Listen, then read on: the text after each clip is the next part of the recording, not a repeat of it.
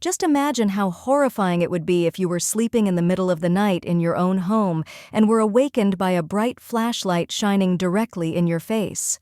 You opened your eyes and noticed a masked man pointing a gun straight at your temple. He called your name and hissed through clenched teeth, "Shut up, otherwise you will die and I will disappear into the darkness." You are watching The Real Case. If you like our videos, don't forget to click like, subscribe to encourage our spirit. Thank you very much. That is the fear that Californians have had to endure for decades after the police were powerless to catch the devious and perverted criminal. The hidden criminal is known by many different names, who ransacked the Visalia area: East Side Rapist, the Night Stalker, Diamond Button Killer, and most recently, the Golden State Killer. Regardless of the name, that criminal spread terror to people for a long time and became one of the most ferocious murderers in U.S. history. Sometimes he will attack different houses on several nights in a row. Sometimes he returned to the same neighborhood so often that residents had to post for sale signs and sleep in shifts. In the 12 years from the first murder in 1974 to the last known murder in 1986, the Golden State Killer attacked more than 120 homes, raped 50 people, killed 12 innocent lives, and ruined the lives of countless others. However, because his terrorist period occurred before the development of 911 systems, security cameras, advances in DNA analysis, and the Internet, therefore, the police were unable to catch a cunning and reckless criminal who always planned meticulously like him. Next rape could be anywhere. 44 years on, the case of the East Side Rapist seems to have gone cold. Investigations about him all came to a dead end. He didn't leave any fingerprints. His DNA also did not match anyone in the police genetic database. A cash reward for information about him led nowhere. However, everything changed when the police used a new method, a genealogy website. Police took a DNA sample from the 1980 murder scene and ran it through GEDmatch, a public genetic database. DNA analysis gave a match. The results revealed the killer's great-grandparents. Over the next 4 months, investigators carefully built a family tree that eventually led them to the doorstep of Joseph DeAngelo, a former police officer and recently retired warehouse worker. Joseph DeAngelo was born on November 8, 1945 in New York. His father was an Army sergeant. He has 2 younger sisters and 1 younger brother. As a child, Joseph witnessed 2 pilots raping his 7-year-old sister in a warehouse in West Germany where his father was stationed. At that time, Joseph joined the United States Navy in September 1964 and served in the Vietnam War for 22 months as a damage inspector aboard the cruiser USS Canberra. August 1968, Joseph P.H. graduated from Sierra Police Science College. In 1971, he earned a bachelor's degree in criminal justice and interned at the Browser Police Department. In May 1970, Joseph H. became engaged to nursing student Bonnie Caldwell, attended the same Sierra College, but Bonnie annulled the engagement when Joseph H. became increasingly controlling and coercive. The climax of the incident was when Joseph H. forced her to cheat for him in an important exam. After breaking up, Joseph H. went to Bonnie's house, stood outside the window, and used a gun to threaten her into marrying him. Luckily, Bonnie's father was at home. He told Bonnie to go into the bathroom and lock the door, and he went out to talk to Joseph H. I don't know what Bonnie's father said, but from that day, Joseph never bothered Bonnie again. In November 1973, Joseph married Sharon Marie Huddle, and together they had 3 daughters. The 2 separated in 1991. In May 1973, Joseph H. was hired as a police officer in the Exeter Anti-Theft Department. Joseph E. is considered by his colleagues to be intelligent, courageous, and observant. However, no one would have guessed that behind the police uniform and handsome face was a sick soul. During the day, Joseph plays the role of an aggressive police officer looking for clues to criminals, and at night he becomes a thief, breaking into people's homes. The first recorded burglary occurred on March 19, 1974 in Visalia, California, when $50 worth of money was stolen from a piggy bank. This was the first theft that marked a long series of rampages for one of the most notorious criminals in American history.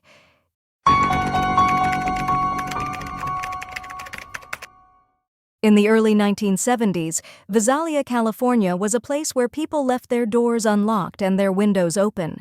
This is a small town near a national park, and the residential areas are often located in dark alleys.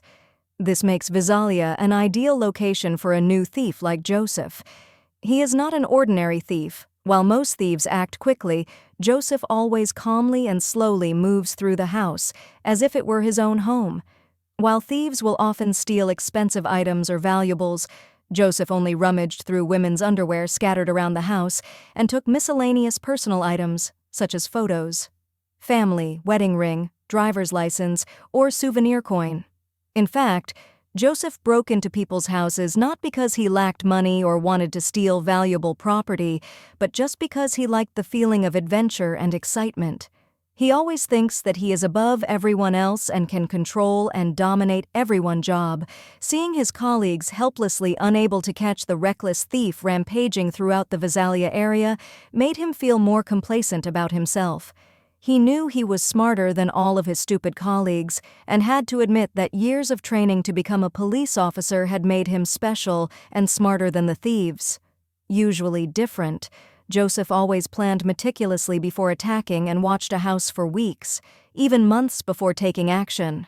He often chooses houses close to the park, with their backs to an alley near a walkway or gutter to easily escape if discovered. Joseph never left his car near where he broke in. He often walked or used a stolen bicycle to reach the house he was targeting. He always wore gloves, and once inside, he opened all the windows and the garage door. And a special thing is that he will pile up dishes and bottles in front of the door or on the doorknob.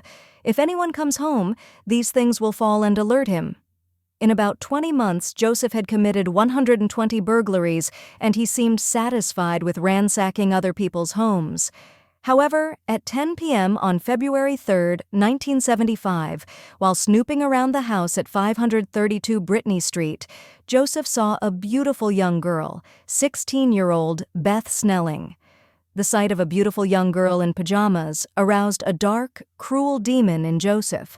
However, the girl's father accidentally discovered a stranger lurking outside his daughter's bedroom, so he opened the door and ran out to check. Joseph quickly escaped, but the image of the dreamlike girl always haunted his mind, and he knew he wanted to rape that girl. September 11, 1975, and around 2 a.m. Snelling was awakened by a strange noise. When he left the bedroom to check, he saw the back door of the house open and an intruder wearing a ski mask dragging Beth by her hair. He threatened that if she did not do as he said, he would shoot her in the head and kill her entire family. When he realized he had been discovered, Joseph shot Beth's father twice in the chest, kicked Beth's face 3 times, then fled the scene, leaving a stolen bicycle nearby. Beth was lucky to survive, but her father passed away from his injuries. This is the first murder of the sick demon Joseph. At around 8 p.m. on February 12, 1975, the police silently ambushed a house on Kawanu Avenue, an area where thieves often visited. As expected, a masked man pried open the door and entered the house. When Joseph discovered he was trapped, he screamed and pretended to take off his mask and surrender. After the police fired warning shots, Joseph was an extremely muscular, agile, and skilled policeman. While pretending to take off the mask, he quickly pulled out a gun and shot the police in the face, then quickly escaped. Luckily, the gunshot wound shattered the policeman's flashlight, leaving behind a few items such as a flashlight, a size 9 sports bag, and a few dropped trophies like discount stamps, and a sock filled with coins. In 1976, the burglaries in Visalia suddenly stopped. There were many speculations that the thief might have suddenly died for some reason, or been caught somewhere else, or maybe because he had tired of stealing and decided to retire. In any case, residents of Visalia breathed a sigh of relief, and the police here also felt one less burden. No one knew that while the Visalia burglaries were ending, Joseph's long string of crimes was just beginning.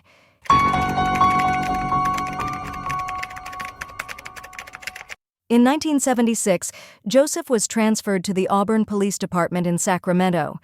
His crimes escalated. Stealing no longer satisfied him.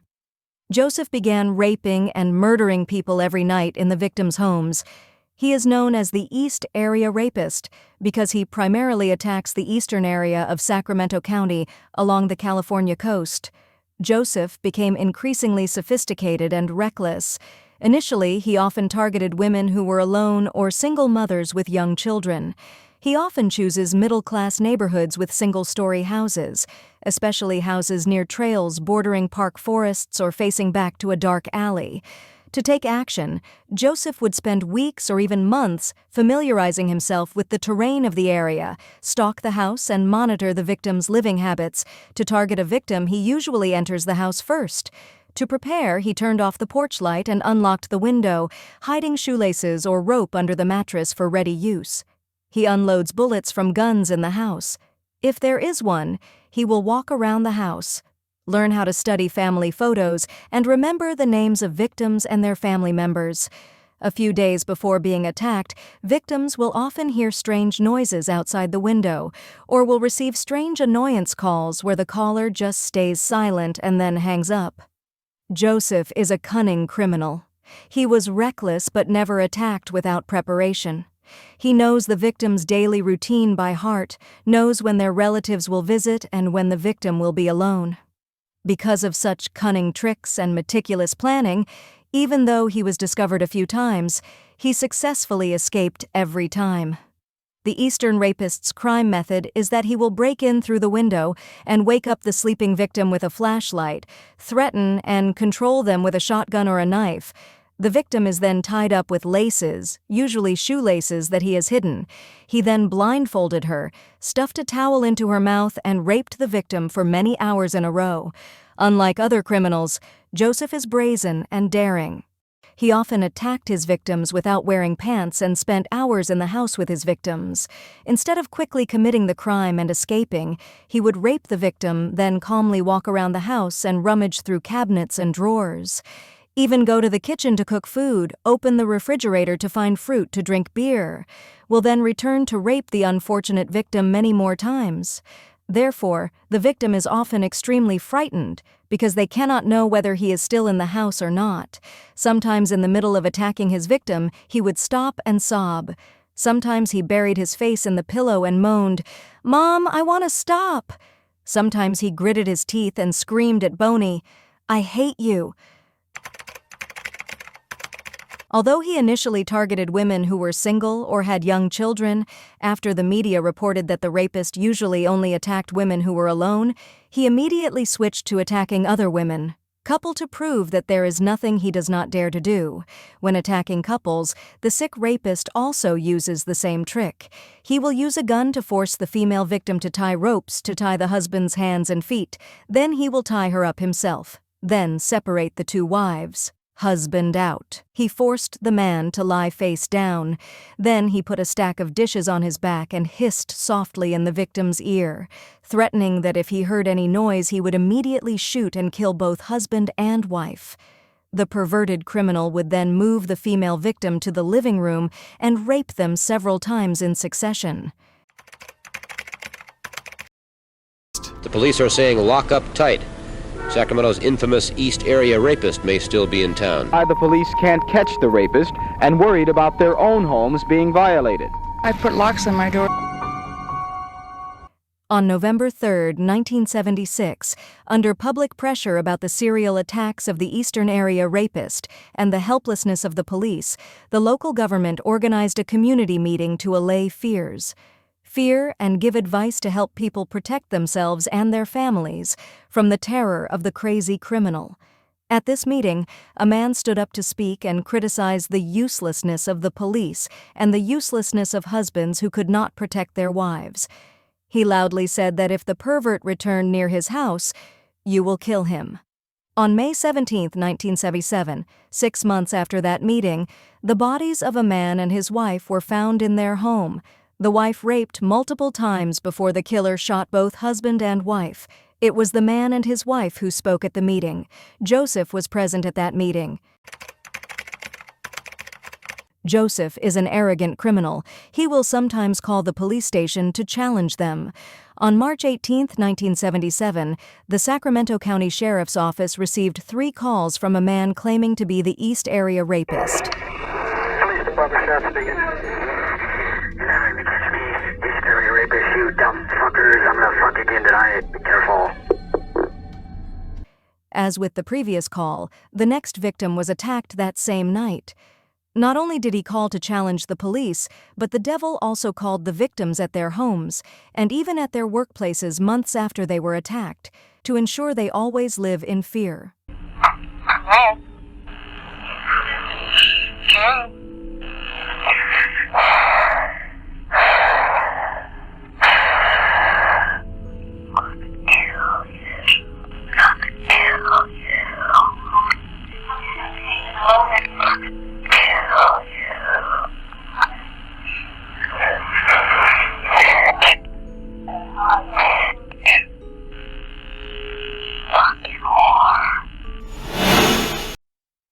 July 5, 1979, on Queen Anne Lane in Colorado, a terrified woman lies face down in the living room, her wrists tied behind her back, her legs tied at the ankles. She is blindfolded and a towel is stuffed into her mouth. But she could still hear the intruder rummaging around in the kitchen. It was 2:20 a.m. "I will kill them," he muttered to himself.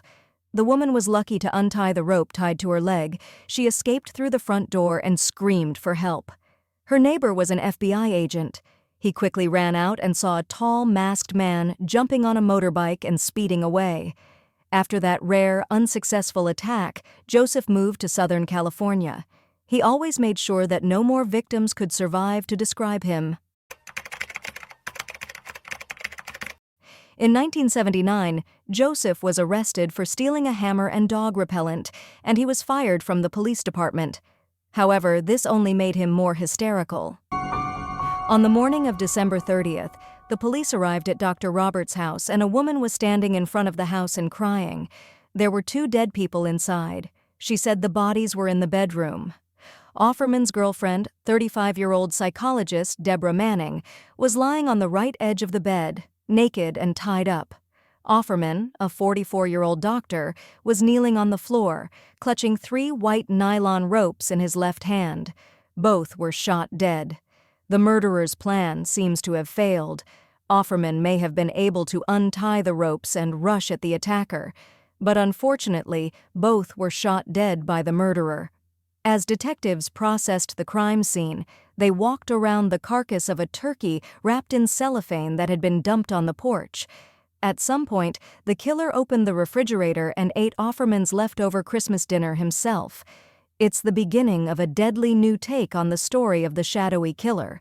Over the next 7 years in Southern California, he took the lives of 4 couples and 2 women in meticulously planned and unimaginably cruel attacks. On March 13, 1980, Charlene Smith, 33, and Lyman Smith, 43, were found murdered in their home.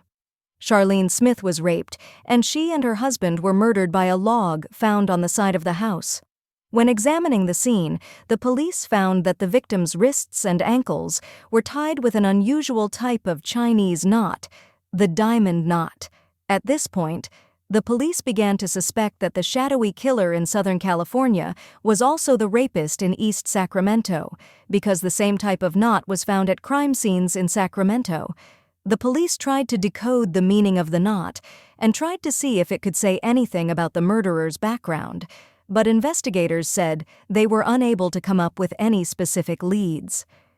On August 19, 1980, 24-year-old Keith Harrington and 27-year-old Patrice Harrington were bludgeoned to death in their home in a wealthy neighborhood in Dana Poyle. Patrice Harrington was also raped. Although bruises on the victim's wrists and ankles suggested they had been tied, no murder weapon or ligatures were found at the scene. The Harringtons had only been married 3 months at the time they were murdered. Keith Harrington's brother was an extremely wealthy man. After his brother's death, he spent more than $2 million to support California's Proposition 69, which authorized the collection of DNA from all felons in California in the hope of finding the killer and find justice for his brother.